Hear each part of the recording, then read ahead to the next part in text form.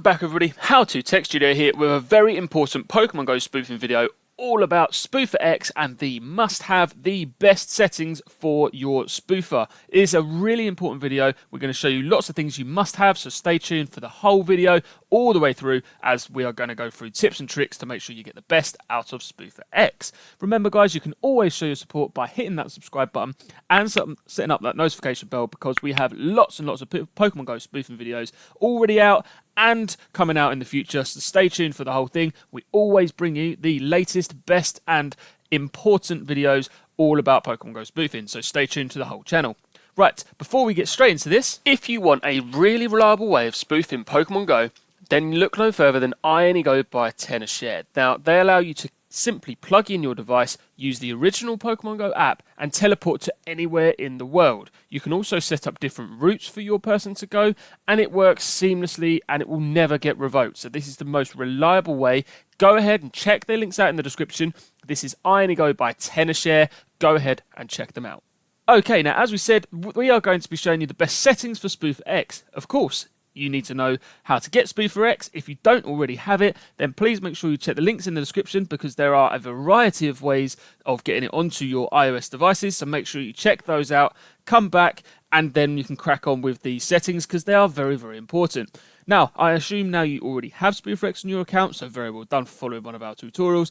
And we're going to go through the very first thing you're going to need to do is in order to actually have your spoofing on, you're going to need to click on the setting tog there and put fake location on.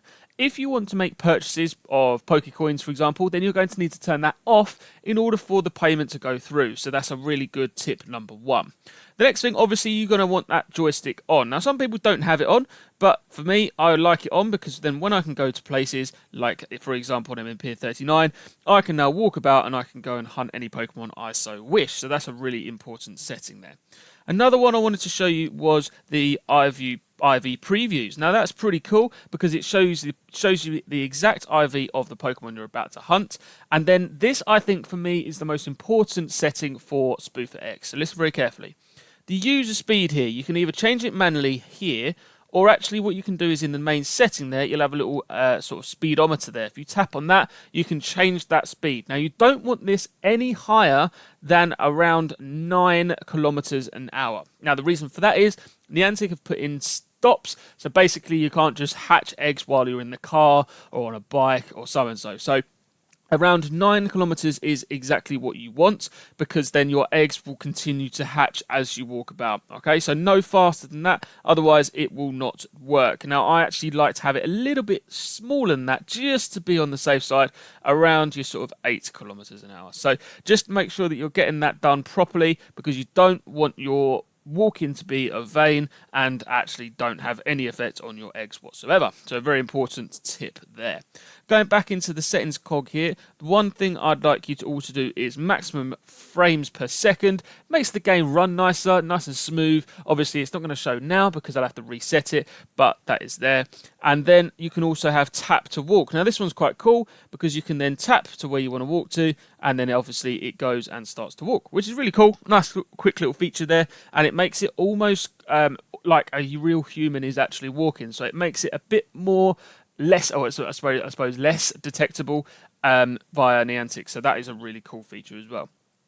According to some of these buttons down the side here, if you tap on this blue sort of triangle, you can then use all of these to go and teleport around the world. We have a whole video on how to do this safely, so check that out in the description if you don't know how to teleport properly. But this is really cool. I like the hotspots, especially because there's loads of different hotspots all around the world, and there's also nests to use too. So these are really cool. All you do is you tap on one and you teleport. It's very, very simple to use.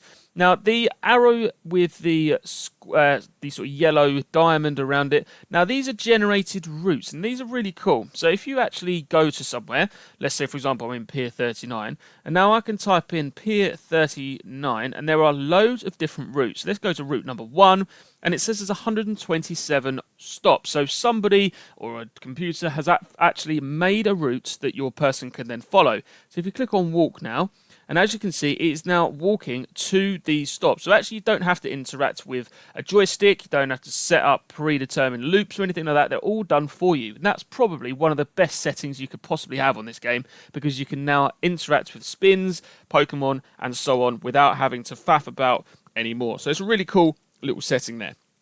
Now, one last thing I wanted to mention before we wrap this up is within your settings, there are other settings that you can see here that are grayed out. So your skip animations, your sort of nearby feed, your spawn booster, and so on. There are other ones to use. Now, in order to get those, you have to pay for that SpooferX Pro. Now, I don't do this because I don't use it that often, but I know hardcore people do, and it's a really cool way of basically making the experience better for you. If you are going to go into spoofing for Pro and paying for it, please only use their SpoofX.com website. There is another website out there that we use to show you how to download it in one of our tutorials. Don't use that one to buy it because that's not the official SpoofX website. Please use SpoofX.com if you are going to purchase the Pro version. So just be aware of that. One last thing I wanted to say before we go is make sure that you check out our SpooferX versus iPogo video, because loads of people use both and it's really cool. We sort of did a little analysis of which one is better for what. So check that out, and as always, please make sure you're using this sensibly. If you are brand new to our channel, hit that subscribe button and check out the video on how to do this safely with the cooldown periods. If you don't know what they are, Pokemon will flee on you, so we have a whole tutorial on that as well. Thank you very much for joining, guys. I hope you enjoy it. Remember, you can check out all of our latest videos on our channel and hit that subscribe button and the notification bell to get all of the latest good stuff sent directly to you. Thank you very much for watching. Hope you've enjoyed, and I will see you very, very soon.